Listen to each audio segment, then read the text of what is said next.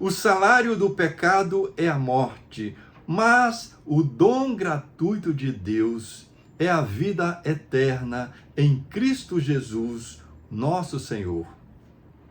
A vida eterna é o dom gratuito de Deus para todos os seus filhos.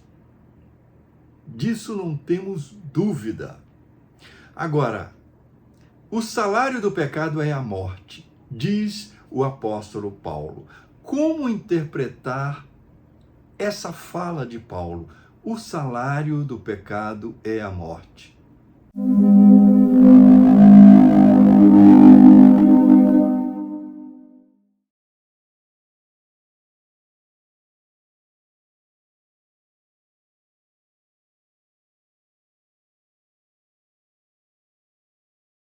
Olá, eu sou o Clóvis Lima e este é um canal que fala de questões da vida à luz do Evangelho de Jesus, sob a claridade da doutrina espírita. Nós estamos apresentando a série de vídeos Cartas de Paulo por Emmanuel. Emmanuel comenta as cartas de Paulo. E no vídeo de hoje nós vamos apresentar o seguinte título: Salário do erro ou vida eterna? Para isso, nós vamos nos basear no comentário de Emmanuel, que está neste livro aqui, ó, Vinha de Luz, psicografado por Francisco Cândido Xavier e de Emmanuel. E o capítulo é o capítulo 122, onde estivermos, que a gente dá o título de Salário do Erro ou Vida Eterna. Ele diz, o título dele, de Emmanuel, para esse seu comentário, esse aí, ó. Tá? E agora nós vamos à passagem evangélica em que Paulo cita um versículo em Romanos. Porque o salário do pecado é a morte, mas o dom gratuito de Deus é a vida eterna em Cristo Jesus, nosso Senhor. Paulo, em Romanos, capítulo 6, versículo 23.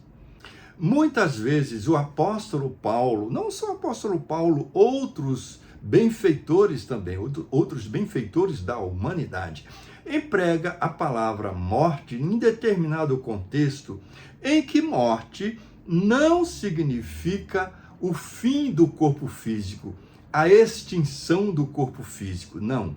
Nesse contexto, principalmente neste texto de Paulo, neste versículo de Paulo, a palavra morte significa a queda no abismo pela prática do mal. Queda no abismo pela prática do mal.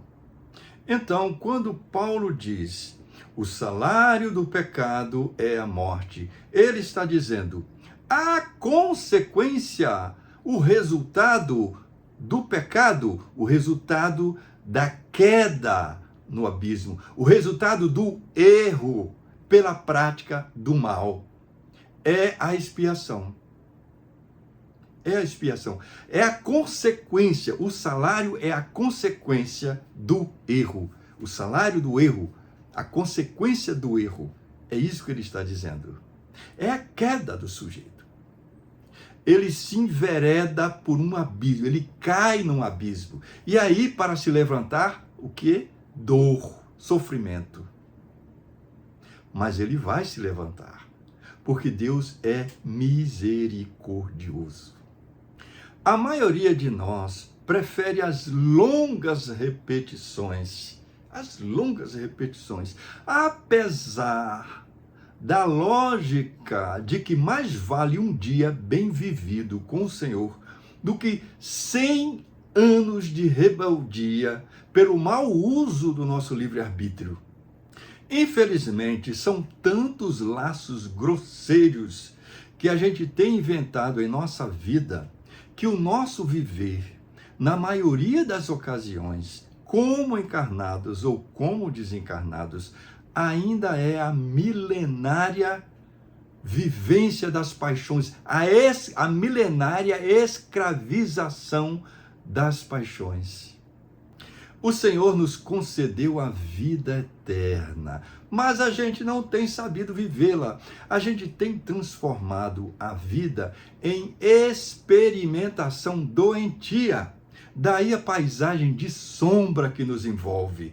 Aí está a morte no erro, a morte no pecado. Seja desencarnando, voltando ao mundo espiritual, seja reencarnando, voltando às lides terrestres, à luta terrestre.